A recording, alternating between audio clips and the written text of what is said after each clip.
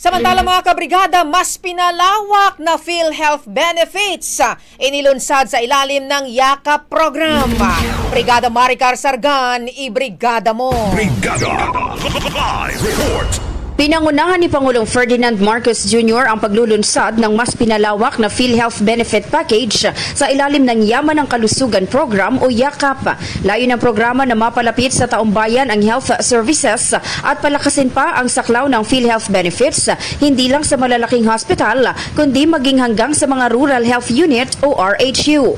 Ayon kay Pangulong Marcos, sa ilalim ng YAKAP, umaabot na sa 75 ang mga gamot na sakop ng primary care package mula sa dating 54. Pinalawak din ang laboratory testing at cancer screening.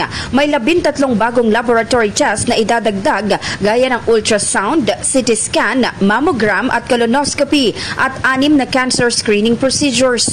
Ayon sa Pangulo, mahalagang malaman ng publiko ang mga bagong benepisyong ito lalo na't layo ng pamahalaan na tulungan ang mga may sakit at patatagin ang healthcare system ng bansa.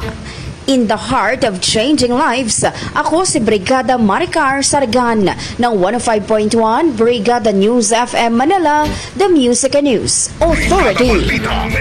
Ang bahaging ito ay hatid sa atin ng NutriCleanse Herbal Capsule. Linis tiyan, sexy tiyan.